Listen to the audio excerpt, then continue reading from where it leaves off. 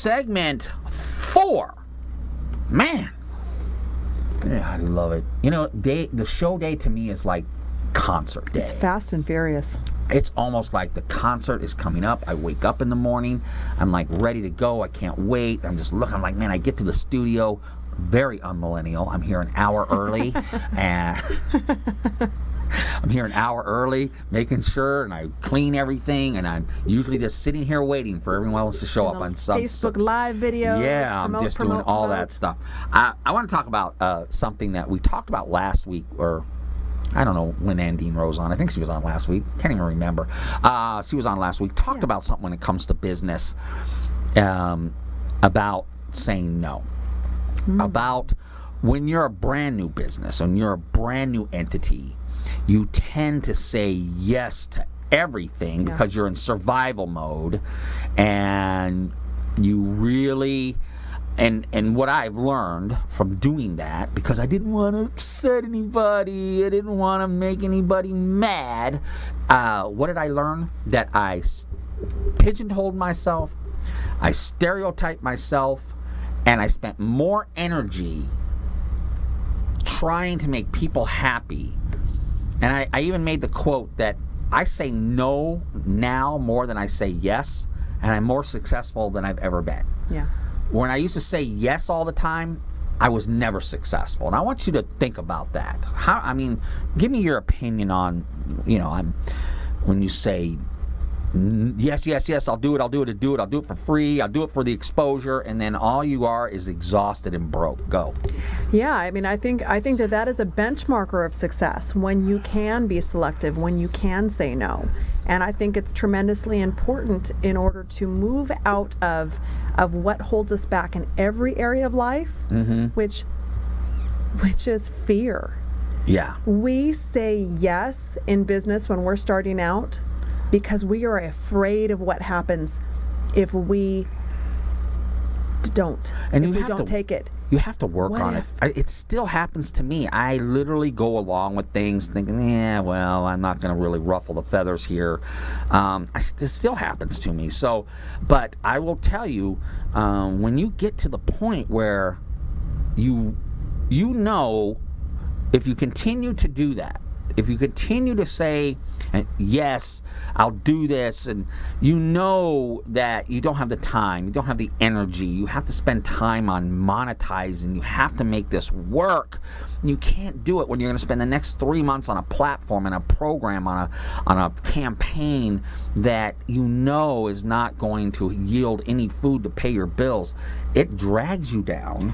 It depresses you, and you will find yourself on the ass end of getting your ass kicked. I think you can yes yourself into Groupon status if you are not diligent in what you are promoting out to the world, projecting out to the world, what your value and your worth is. Right. There is no client that can force a discount upon you. Right. None. There's no personal relationship. I mean, this goes across the board for everything. But in business, you cannot, there is no customer that can force a discount upon you. You are the one that sets your price, sets your value, and sets your worth. And if you spend all of your time in the place and the space with those that are sucking oxygen out of the discount desperation atmosphere, you will never find yourself elevating up to the higher, thinner, more rare air of the folks up there that live in a place of an abundance. Now here's a genre we can talk about. We got about 5 minutes left. Photographers.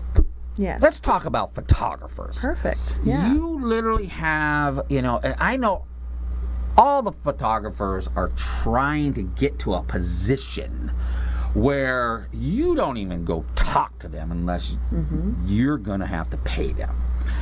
And then you have a level of photographers that are trying to get there.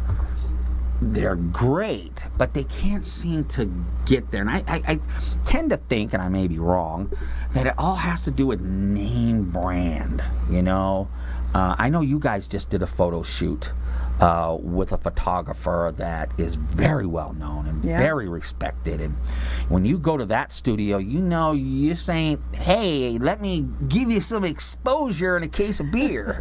You are not in the Sears Portrait Studio when you walk into Sun Studios. Shout out to Shane O'Neill with Sun Studios. If you saw the promo picture that you put out earlier today for me appearing on the show, it was a picture that Shane did.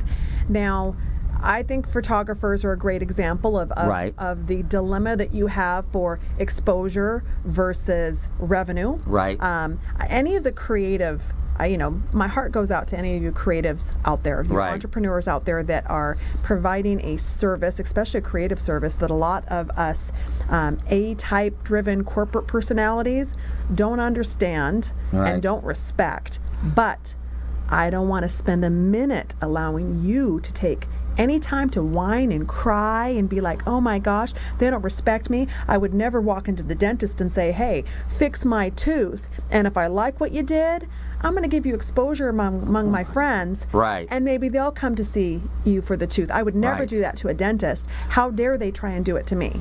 Right. And it's true, but But what did you do in order to allow that? Allow yourself to be in a position to play with that. Right. Now, I think there is value in exposure. There's value in finding those influencers within your community and to be strategic about offering value for value. Now, where the creatives tend to fail because maybe they don't have that natural corporate business valuation, this is worth this much, this is worth that much, okay, it's a fair trade. Right.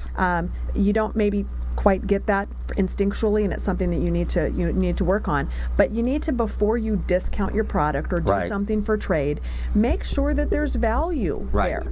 And folks don't always automatically know how to best do that. If I give someone free marketing analysis, and I, like say I'm going to go manage their social media for a month for free, just so you can see what I can do. And I don't mind doing that sometimes. I don't, because a lot of times, I want to get a feel for your flow, your business, let you see what I do. So I'll jump onto a page for, a page in a couple platforms for a week.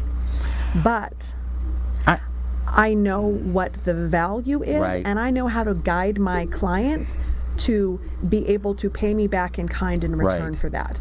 And sometimes it's just a matter of getting their logo on my portfolio. And, okay, this is the work that I'm doing. But more often than that, I've got to tell them that, you've got a great circle out there. If you like what I do, it's not even just a matter of me doing it for you. Who are you going to endorse me upon? And this is how you're going to do it. Right. Yelp, Google Plus, whatever it is, you have to know and take control. That's right. We use the photographers as an example because as an event coordinator, I'm the first one to, oh man, let's see if we can get a photographer for free. Yeah. But I think as a photographer, you need to come to if I was a photographer, I'm like, okay, I'm gonna be the photographer. I would ask for a title.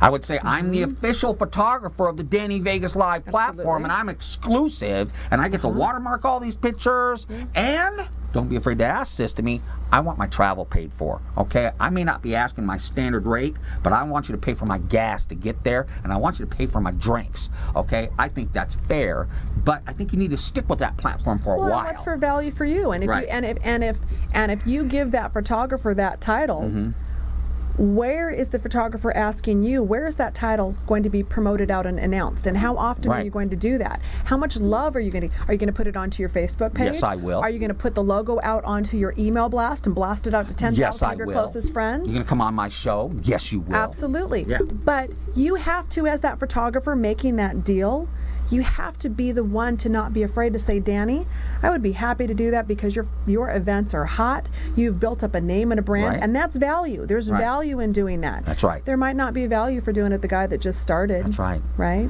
Yeah. But you have to tell them, this is what I want and this is what I need. And it's a negotiation thing. That's right. So don't be a photographer. I know that's a great thing because I know photographers that they just beat their heads against the wall. They work hard. They work hard and they're good, and and there's so many of them out there that we're always just scrambling. We're gonna find one of these new ones, Anyway, segment 4 is over. The show's over. The $1 million check is cleared and cut. Thank you very much for watching. You know what? It's been very cool. We love our platform. We love it, and we want you to join us. So had a great next show week, today. I just got a little thing from Ann Dean. She will be here next week. So hashtag Lady in Red next week. Week 2 of the Danny Vegas Live Show. We'll be back next week. Say goodbye, Sharp Tank. Bye, Sharp Tank. All right. See ya.